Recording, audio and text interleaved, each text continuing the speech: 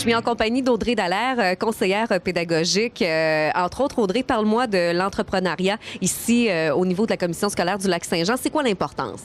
Bien, l'entrepreneuriat est de très développé, je dirais, au niveau de la commission scolaire. On a travaillé beaucoup dans les dernières années, pour développer ce qu'on appelle la culture entrepreneuriale. Donc, c'est important de dire que quand on travaille au niveau de l'entrepreneuriat, au niveau du primaire, du secondaire, on parle de culture entrepreneuriale. Donc, c'est vraiment de développer des valeurs, des compétences chez les jeunes qui vont leur permettre plus tard d'avoir les qualités requises, peu importe le métier qu'ils vont faire. Donc, on ne vise pas de faire des entrepreneurs de tous ces élèves-là.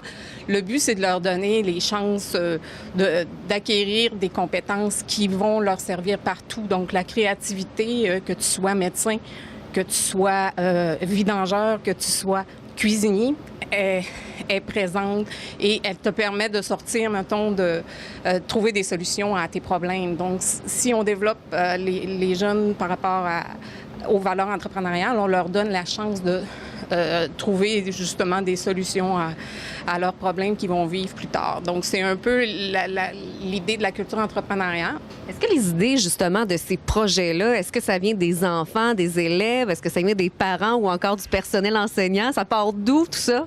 Bien, en fait, comme je te disais tantôt, quand on dit qu'on développe la culture entrepreneuriale, l'idée de base d'un projet entrepreneurial, c'est que les idées viennent des élèves. Okay. Bon, évidemment, on sait que, des petits du primaire, en première année du primaire, ça n'est pas nécessairement toujours leur idée, mais quand on développe la culture entrepreneuriale, l'idée, c'est vraiment pour le prof de trouver une façon que l'idée vienne des jeunes, que les jeunes ne se rendent pas compte. Tu sais, le prof peut avoir une idée et il va faire une mise en contexte, présenter une problématique du milieu pour voir si les élèves, puis après, ils vont susciter chez l'élève la création, finalement, la créativité de trouver une solution à un problème qui vienne des mythes. Alors souvent, les idées viennent de toute façon des élèves. Et à partir de ce moment-là, parce que les deux prétextes, c'est vraiment que ça vient d'un besoin du milieu. Okay. Donc, puis le besoin, c'est pas nécessairement un produit.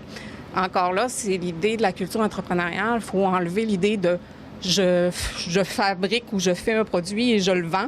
C'est beaucoup plus que ça. C'est je crée un service parce que il y a un manque. Il y a toutes sortes d'événements aussi qu'on peut créer avec ça. On dit, l'important, c'est que ça vienne d'un besoin du milieu.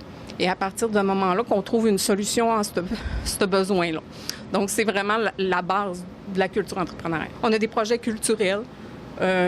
Entre autres, à l'École Saint-Pierre, on a décidé de faire... de monter un spectacle vraiment, mais pour le public, pour pouvoir ramasser de l'argent pour les instruments de musique. Donc, les jeunes qui étaient en harmonie trouvaient que nos instruments faisaient dur, puis c'est vraiment venu d'eux.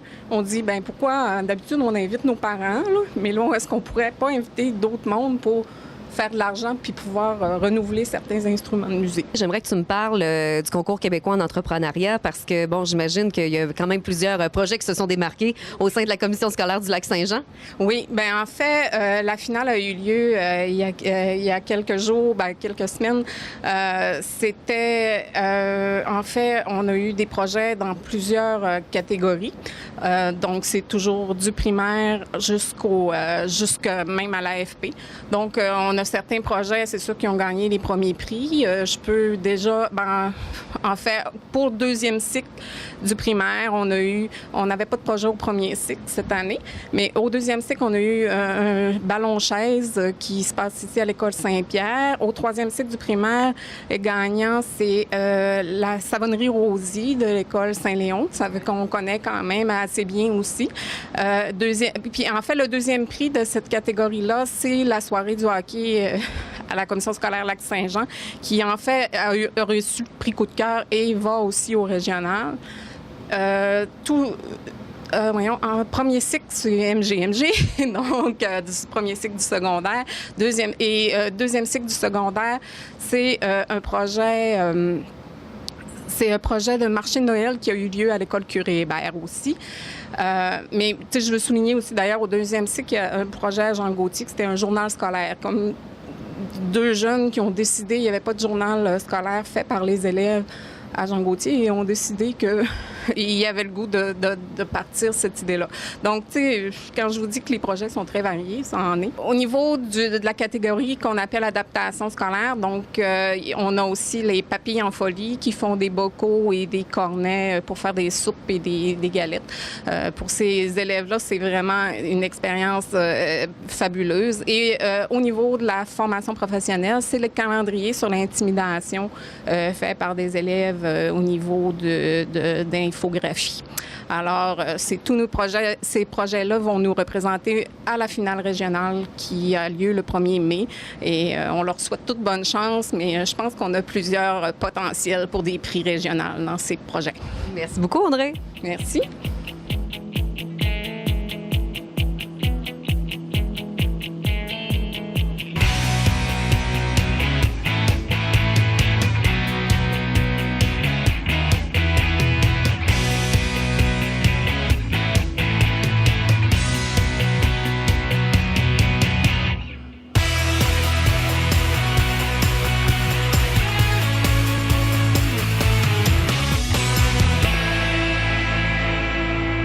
C'est ce qui termine cette édition de Zone scolaire en espérant que vous avez apprécié. Merci à tous les intervenants, également à la présidente de la commission scolaire du Lac-Saint-Jean. Ici Mélissa Raté, prochain rendez-vous très bientôt, en fait, pour la dernière émission de Zone scolaire avant les vacances d'été. On va se retrouver, entre autres, à l'école primaire Jean 23 de Lac-à-la-Croix.